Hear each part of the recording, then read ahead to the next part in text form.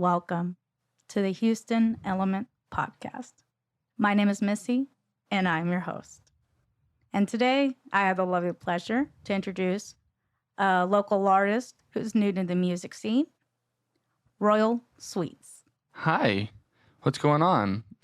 Not much, man. So tell us a little bit about yourself. You're new to the scene, so what's going on, man? I'm very new to the scene. I've been working with another local artist, Music for Sad People, Brett Fitzgerald, and we have been working together for a couple months now.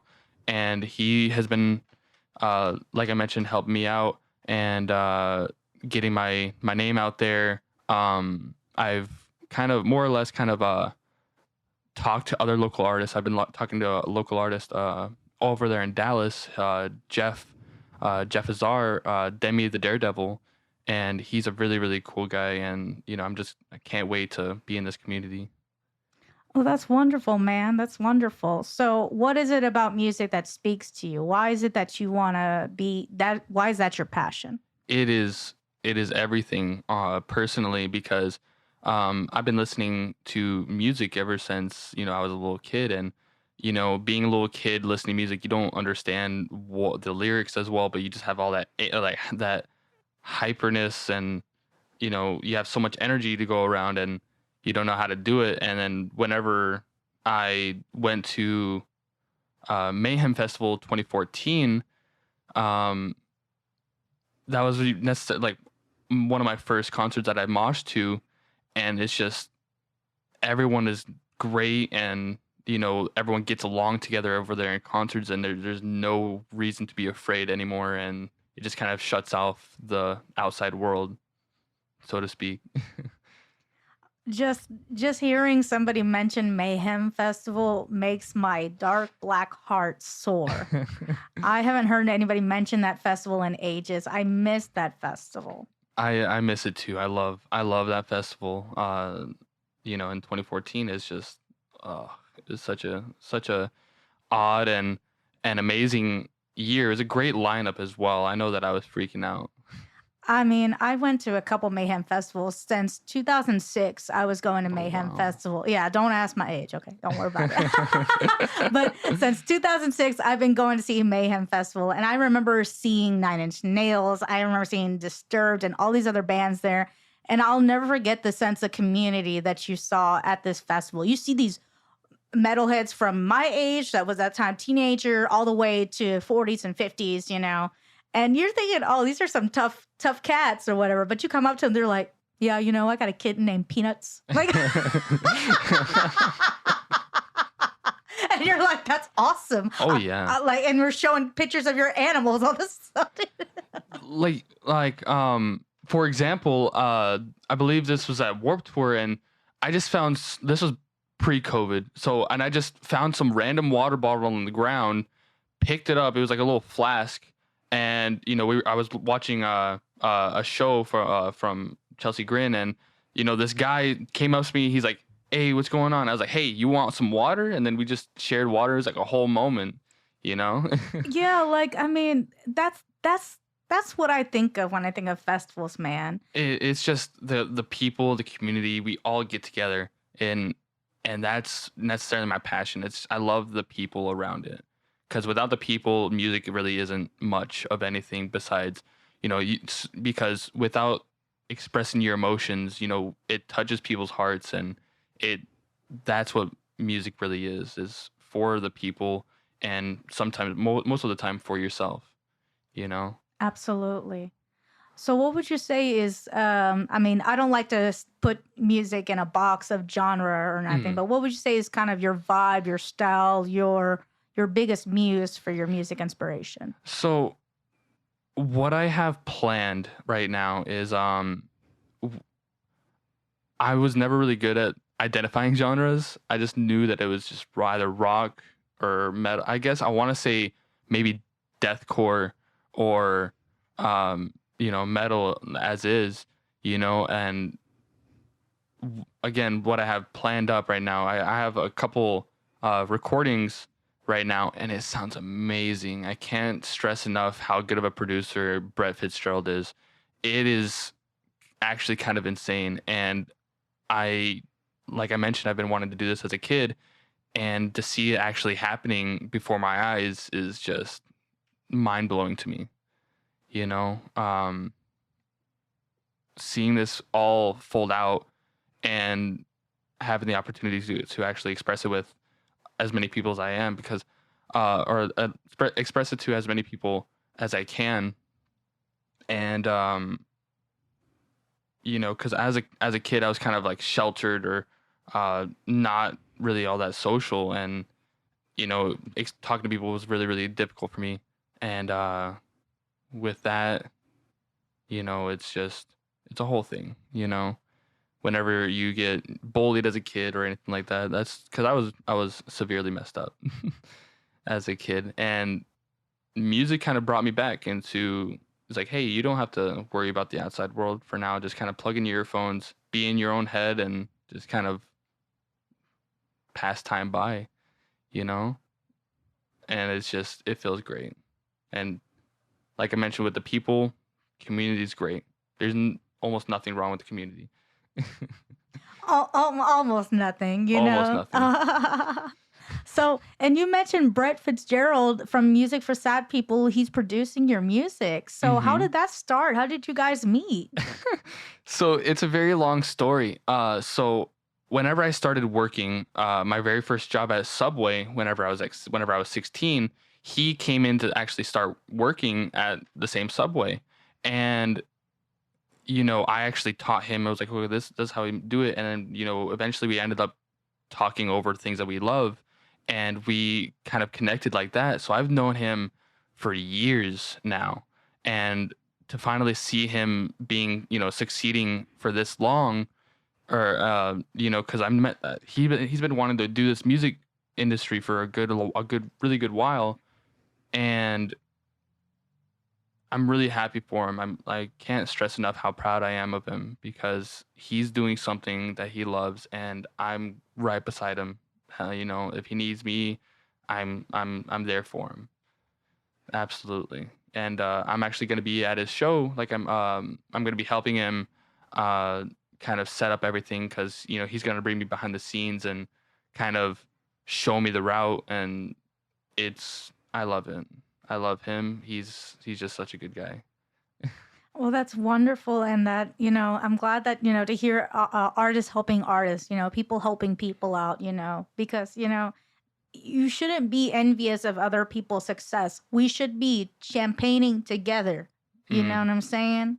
Like, we should be talking about the time when we were both struggling, and now look at where we are now. Oh yeah.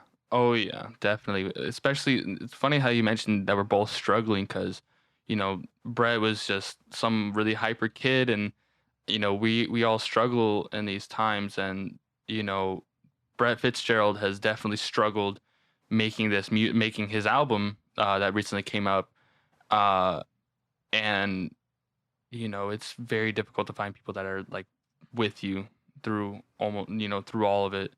And I'm just happy that we can actually stay together. You know what I mean? Like he's like a brother to me, and it feels great. Oh, that's wonderful. That's wonderful, man. And so, and you mentioned, so you're going to start learning some stuff about behind the Oh scenes. yeah. Okay. So, setting up live concerts, that's something that, I have my background in as well, working as a stagehand. So, tell me, so what experience have you had thus far in that regard? So I actually I used to know a girl that would kind of take pictures at Warped Tour, take pictures of the band and kind of, send it over to some big company that, puts it all over the magazines and whatnot. So I kind of have like a brief kind of experience with it, just because there's something a lot bigger than just, okay, there's the production artists, and then there's the actual corporates that make it all happen. But there's more to it. There's the media, that there's actual pictures that you need to be taken, and there's a lot of different puzzle pieces to this one whole picture. And that's all that I really know. But it just seems fun. I don't know much of it, but I know that I'm willing to learn, and again, will do anything and do whatever it takes for it. I'm willing to be as experienced as, or get all the experience, as much experience that I can. And I respect that, because you're like, yeah, I'm a musician first, but I want to understand everything that's involved. I Hmm. appreciate that. Like, I had talked on a previous podcast about the two type of engineers you see: the ones that walk up to the console and plug in and play, and the ones that set up their whole rack and then do their show, kind of thing. And they're both necessary. But I appreciate that you as a musician, you're like, I'm not too good to set up my own monitors if I have to. Like, I respect that. Oh yeah, and a lot of people, they work really really hard, and they make through their whole careers dedicated to that, and I would want to learn from them, and also just kind of get what they're about, because they're people too, and that's kind of my whole thing, that people are people, and we have to love them. There should be no hate whatsoever. Indeed. Indeed. You know. And so, what kind of things do you do when it comes for band practice and practicing writing new material? Is it like a regular schedule, or is it on a gig to gig kind of basis? So we practice on like a more of a schedule kind of thing, because like I mentioned, Brett is really really busy prepping up for his concert on June 10th. Um, so we do schedules, and I show him my new material. I just write songs off the top of my head. It just comes to me naturally as I'm naturally working. So whenever we do get together, then we just get straight to the point. Get it all done within probably 5 to 6 hours, and then from then we just head home, and we do our thing. Um, we we just try to find our time, because like Brett, he will make time for you, and I really do appreciate it, because I know that he really is busy. um and that's another one of the things that I really do appreciate of him. And but during the production of the song lyrics, is just, the song lyrics itself is really touching, because like I said, it is going to be really really heavy, and not just instrumental wise, but kind of, because I'm trying to figure myself out Mm-hmm. through these lyrics in itself. Mm-hmm.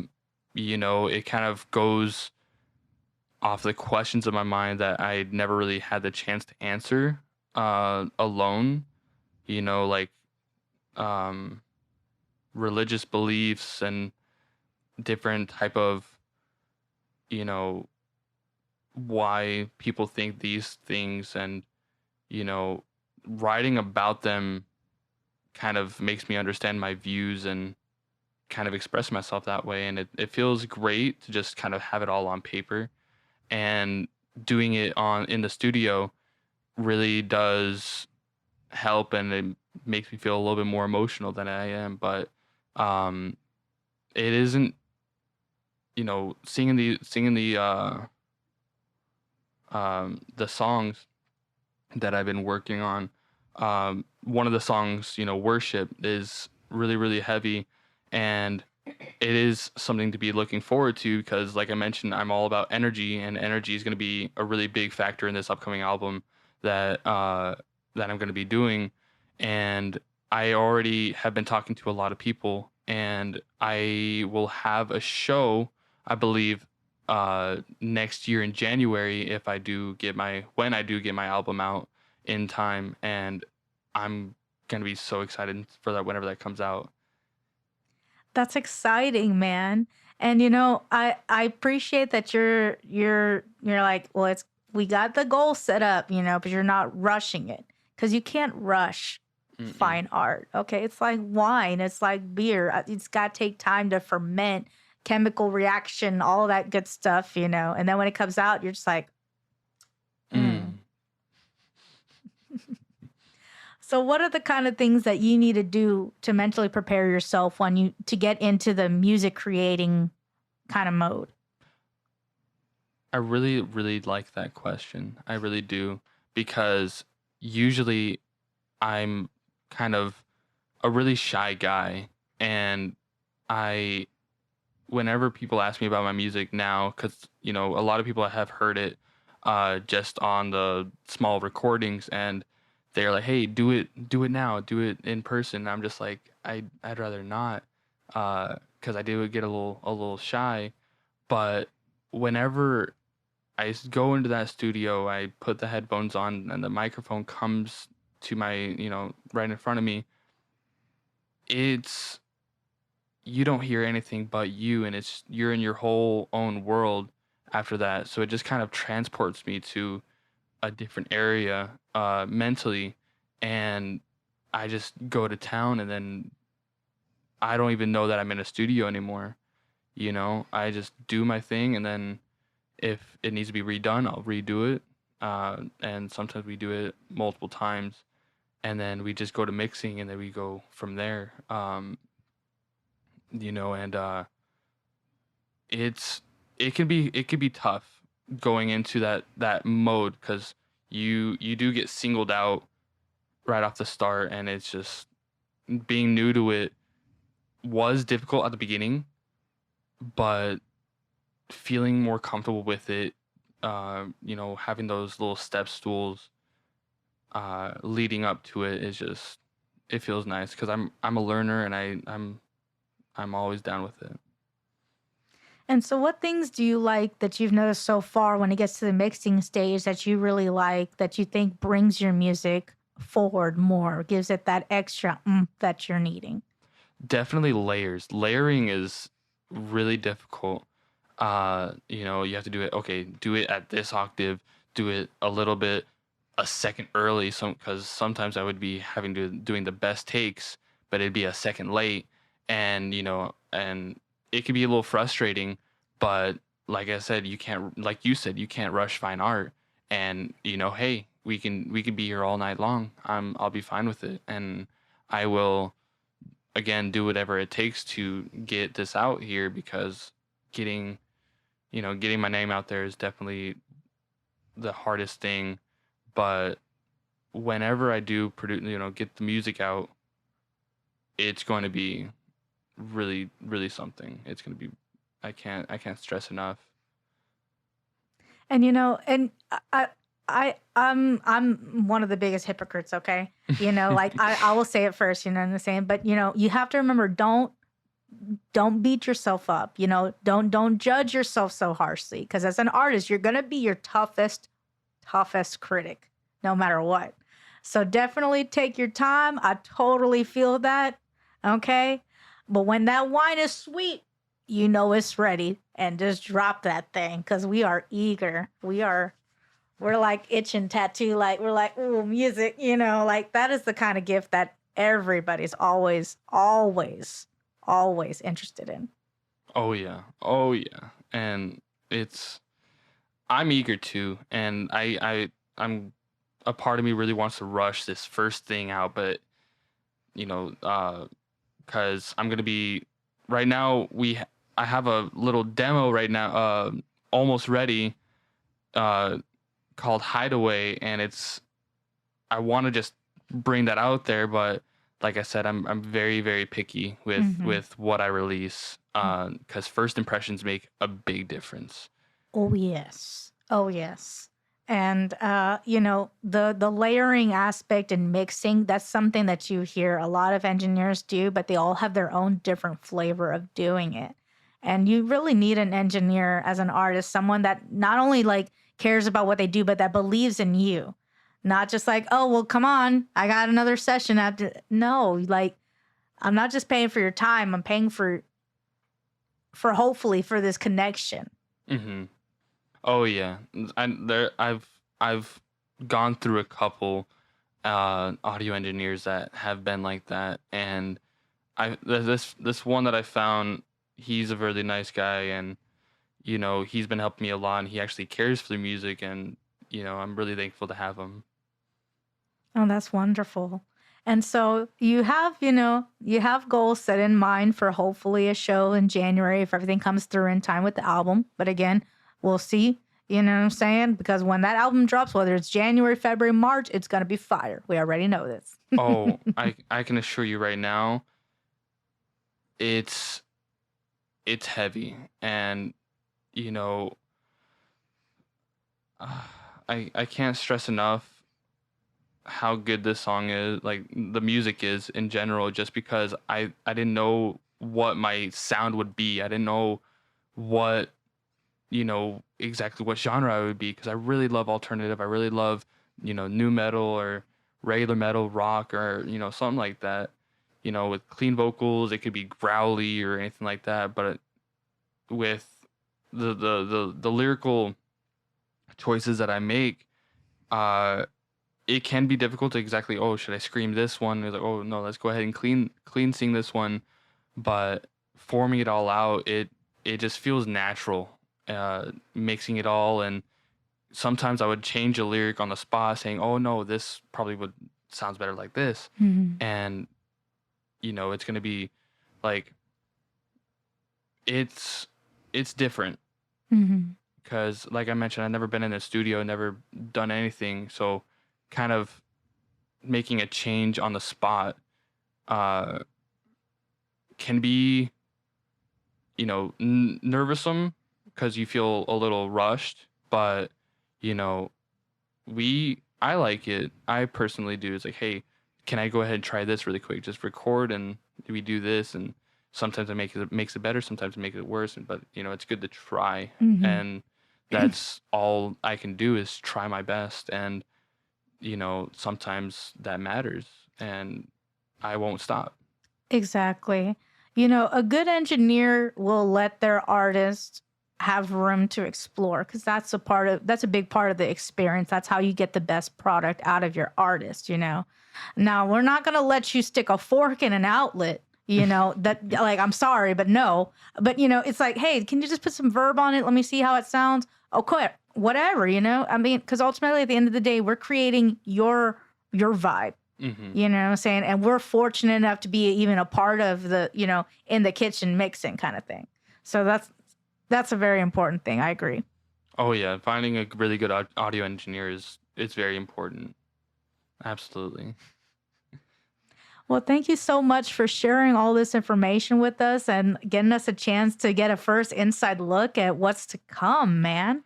I'm very excited. I can't stress enough how eager I am to put all this out, because I'm a new artist. I'm very new to the scene. Not many people even know me and not know my face. But I go to these shows, local shows, and I tell them what I'm about. And oh, they all say the same thing. Oh, I can't wait, or anything like that. But I just can't wait to actually show them and prove a lot of people wrong. And because that is my main kind of focus. I love to prove people wrong, because I've been told a lot of things that I can't do, but I just turn around and prove them wrong. And that is something I can't wait whenever my single comes out, very very soon. Well, maybe most likely in a couple months, from now. uh Whenever that first single comes, people are going to know what I can do. Because whenever I'm telling them, hey, I'm doing music, they always look at me, they're like, oh, cool, but I have my doubts. And then I look at them like, you know what? Watch. You're you're gonna see how good this is gonna be, and I just want you to be, look at me and know that I can do this. Doubts look a lot like something else. Dollar bills.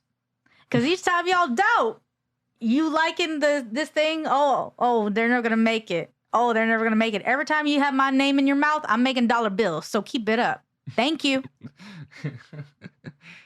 Absolutely. And whenever people have doubts and they tell me, you know, it could be the dumbest thing. My friend, I showed him this little picture, and it was hilarious. And he's like, "Hey, you're not gonna get that as a canvas." And I said, "You know what? I'm gonna go ahead and spend $200 right now, just to prove you wrong. Get a good canvas. It's beautiful art as well. It's of the it's of the band in the Denny's I don't know if you've heard of it. Mhm. So this band kind of like played at Denny's, and they made a little video, and I have an art canvas of that band. That's awesome. It is great, and it was to be funny. I sent it to be funny, and he doubted me, and I had to prove him wrong yet again. No, that is a worthy investment. I consider that a worthy investment. Absolutely. So do you have any last little bit of advice for the listeners? Anyone who's got admirations to get into the music scene? All I can say is that don't be afraid of what you can become. Don't be afraid to show your true expressions, because I'm not gonna lie, I wear skirts. I do, and uh, people look at me wrong. They look at me like I'm an outcast, and I'm like, hey, I'm gonna be different, and it's good to be different. And this, you know, kind of emotion. There's a lot of emotions nowadays. Just in 1 year, um, we have multiple tragedies that happen every single day, and it brings a lot of people down. But the thing that you have to do is to kind of pick yourself up and don't let anything stop you. And it's very hard. It's a big mental wall that can stop you, because I used to overthink everything, and focusing on myself really did help. It took a long time. I think about 2 years just to focus on myself, exactly what I want to do. And now that I'm actually doing it, I do feel a lot happy. But the thing is, you just can't let anything stop you. It's very difficult, and you just got to show your true colors and try your best. If you don't try at all, then don't even bother, you know? Um, because if you don't try, then how do you know that you won't be great? And I think that anyone can be great if they just put in effort. And which is another problem in this day and age, is that everything is almost handed to them. And they can, with technology this advanced and everyone's fingertips, it can make a lot of people lazy. And no one is going to be there to hand you a lot of other things. But like I said, you just got to work hard at it and be your own person. Don't be judgmental, and just kind of be yourself. And that, we don't all just don't hate other people. We don't like hate. We don't like judging other people. Just kind of be together as a community, and just live life as is, because life is beautiful, but there are horrible people out there, and we do have to face the sad reality of that.